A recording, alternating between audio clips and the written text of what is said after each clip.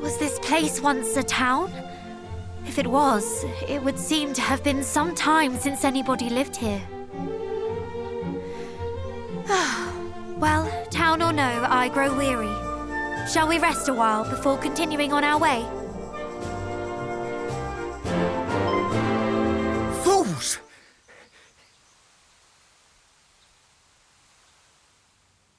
This is no resting place. Who are you? And where did you spring from? Were those devils to discover you, they would surely...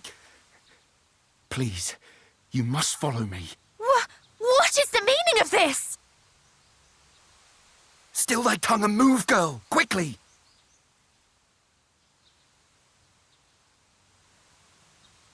This way! This is... I can hardly believe it.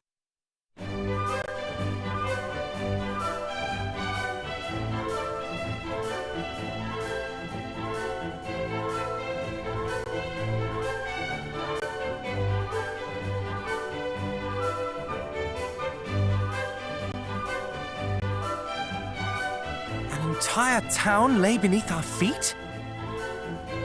What is this? Outsiders? Were they seen?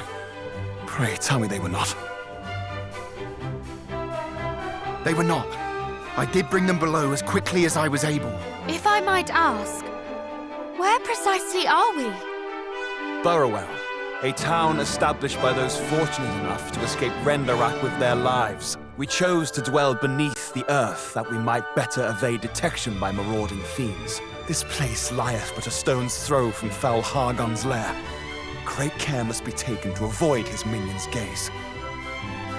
Truly, his dwelling place is close by. Aye, in Rendarak, which was once a land both fair and free, until he did build a shrine unto himself at its center. You must tell us. How might we gain access to this shrine? Gain? No human may safely approach it. Besides, it is girded all about by mountains, and the lands around it teem with Hargon's underlings. To venture near it is to invite certain death. A direful place indeed. Yet we are of the line of mighty Erdrick, and will journey there nonetheless. The world must be rid of Hargon's evil. To have learned of his dwelling place is a boon indeed. You have our thanks. The line of Erdrick, you say? Well, make yourselves at home. But when you wish to return to the surface, pray speak with the guardsman over yonder. He will go before you and ensure that no monsters lurk nearby. Very well. If you will excuse me.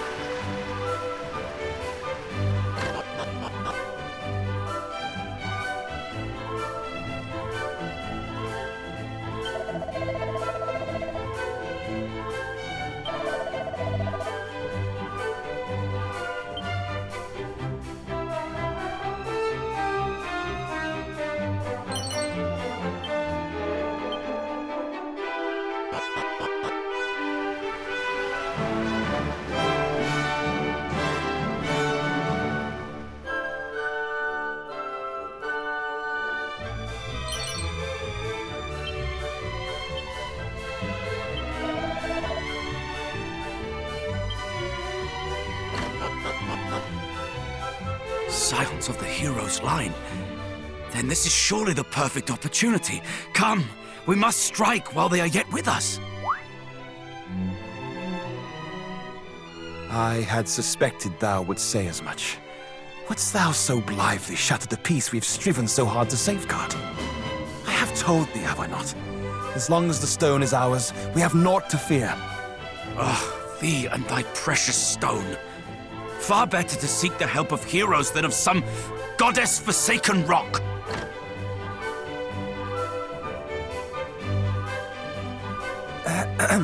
Might there be something we can help you with, perhaps? Thy timing is perfect, friend. We would ask that thy company stand beside us in battle. Battle? Perhaps you had better explain. But of course, I'm captain of the town guard. And let us just say that myself and the chief are not entirely in agreement on how our home might best be protected. We live here in meekness and silence, that the fiends above might not discover us. A guard is posted air overhead, and precious few of us are suffered to leave the town, lest, heavens forbid, we encounter our tormentors. With Hargon hard by, this is a wise policy indeed. It is. And yet, this is no way to live. For how long do we mean to subject ourselves to this tiresome life of creeping and cowering? Far better surely to run not from the next cry of monster, but towards it. To stand as one, and strike down those who would strike us down ere they have the chance. And invite their fellows to come a-looking for them when they fail to return. And this, assuming we are even able to overcome them in the first place. What sacrifices might the guard, nay, the town, be forced to make shouldst thou fail in thy proposed endeavor? And so thou proposest that we stand ready with thy wondrous rock, hoping to bargain for our lives instead, should the time come. Wondrous rock? A stone possessed of magical properties. One need only touch it to feel its power. It seemeth the fiends do covet it most mightily. Could it be? I had thought to offer it up should Hargon's underlings discover the town, and in exchange for it ask that we be allowed to walk away unscathed. Thou wouldst bargain with demons and expect them to listen? Nay, the fiends would surely take the stone for themselves and slay us all regardless. Better to stand and fight from the first. And what of the town elders, and its babes in arms? Wouldst thou have them too stand and fight? To do so would be suicide. Though the chance of success might be slim, surely 'tis better to attempt to bargain with them than to risk slaughter. And besides, to take a life is no easy feat, even the life of a monster. The captain has the right of it. One cannot hide from monsters and hope for the best. One must eradicate them at the first opportunity. But what of those who fight? What if they should be hurt, or worse? At least they will have fought. Better that than to hide and hope, only to be discovered and slaughtered regardless. Do you not agree, cousin? Or would you, too, choose the path of appeasement? I stand with the chief. We've seen enough death. Well, surely you must have an opinion one way or the other. I know not. What say you, cousin?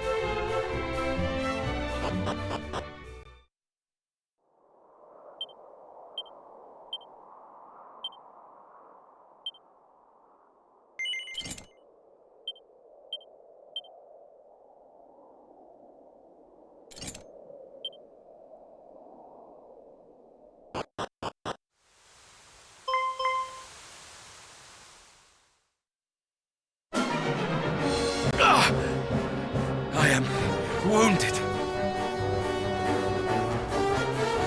Calm yourself, please. Your hurt is not a grave one. But the blood...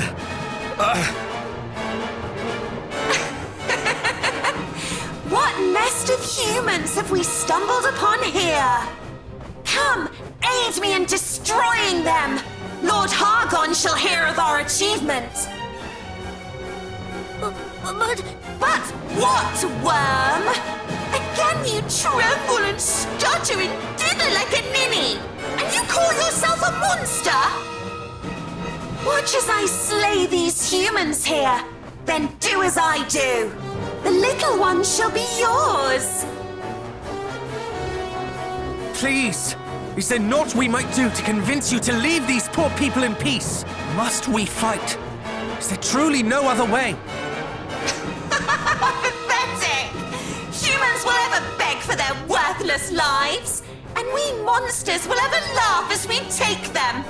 No, boy. There is no other way but this. Look out!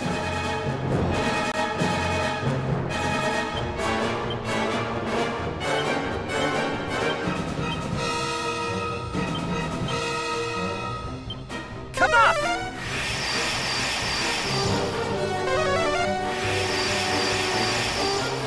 In the name of the goddess! Ah!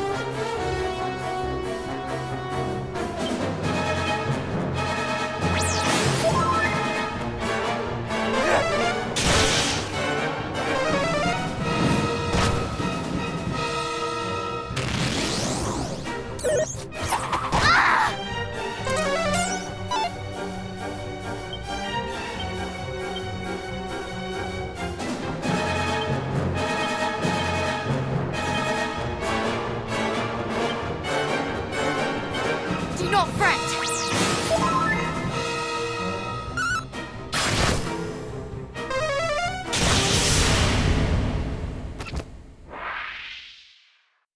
Just desserts.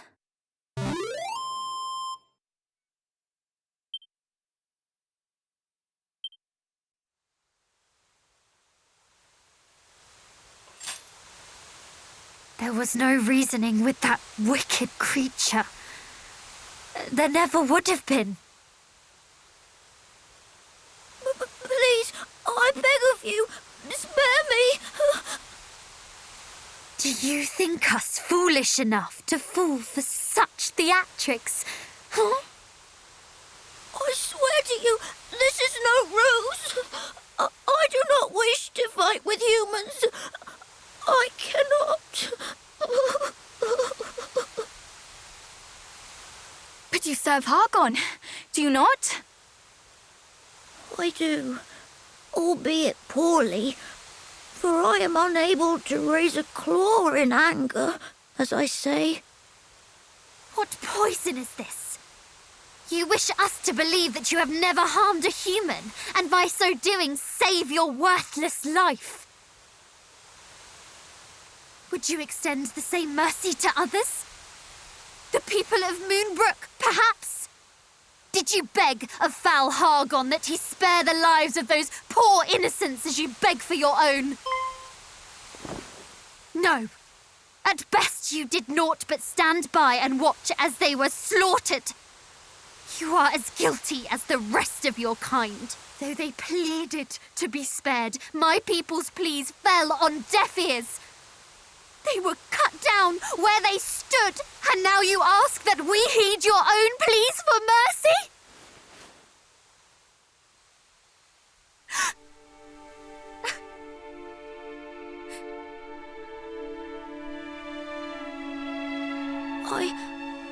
I know not what to say.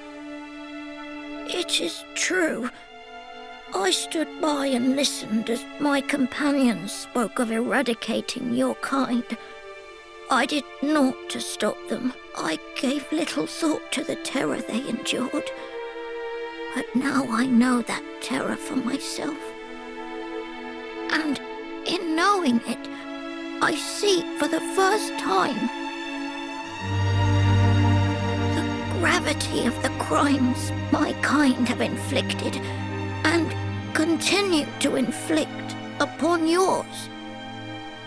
You are correct in all that you have said.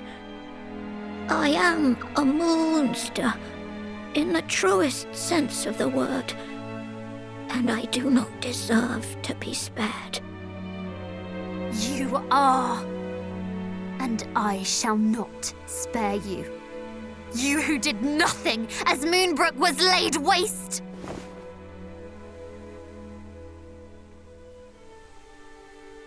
But surely this is not... Wait! He is a monster, this much is true, and a servant of foul Hargon. Nonetheless, through our veins flows the blood of heroes. Is it the act of a hero to strike down an enemy who repents, who begs plaintively for mercy?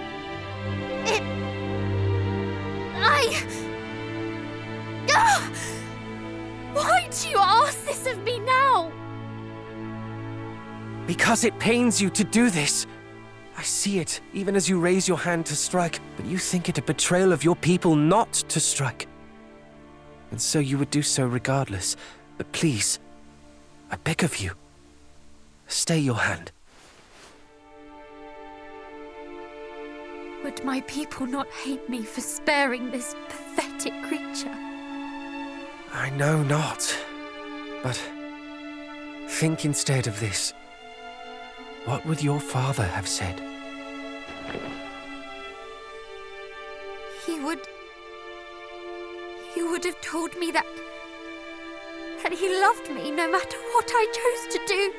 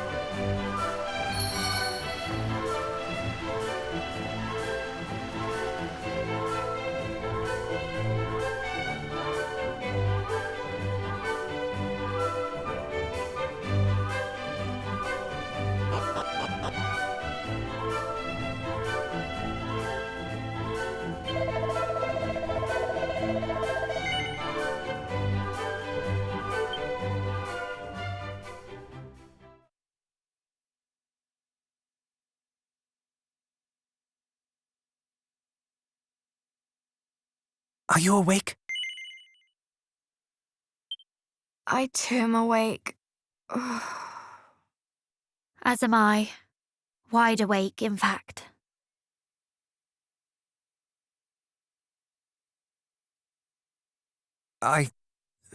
Forgive me. I did not mean for us to quarrel. I should have been more considerate of your feelings. The fault is as much mine as yours. What leader would not wish to protect the villages in his charge? And yet... Oh, fie upon you both! Cease your bickering! I can bear it no longer! We were faced with an impossible choice. Who could blame us for struggling? You are right, of course. Forgive me. To quarrel is the work of fools, so says our father. And he speaks the truth. I have been a fool. We both have. You have my apologies, and my thanks.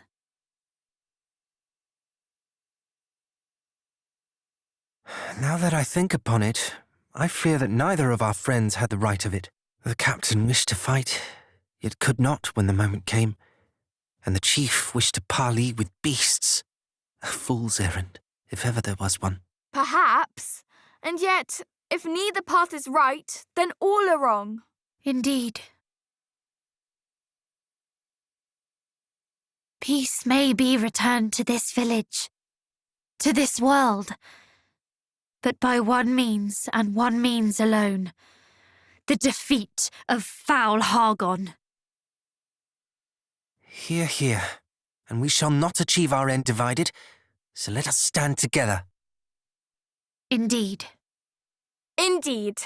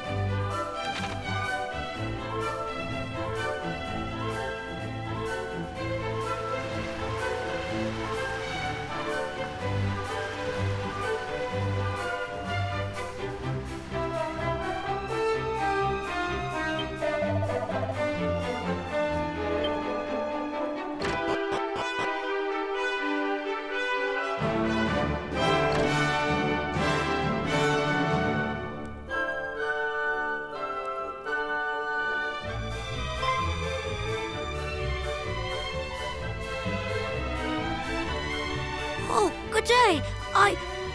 Allow me to thank you once again for sparing my worthless life.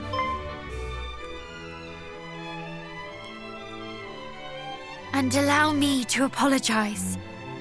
It was not you who destroyed my homeland. Perhaps not, but nor did I go to your people's aid. I have decided to try and do what I might to make amends. Already have I shared moods with the chief that I pray might be of use in protecting this community. And I'm sure it will be. There is much that only you could know. We were told that you asked to be locked in a cell. I did. A monster loose in the village is the last thing these people need. So I thought it best that I be confined. At least until such time as they feel I might be trusted.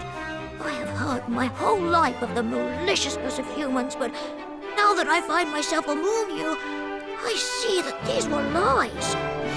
No monster ever permitted me to share my true feelings as the people of Burrowell have. And so, I wish to live among you from now on. We are honored indeed that you think so highly of our kind. We shall visit you again when next we are in Burrowell. Thank you.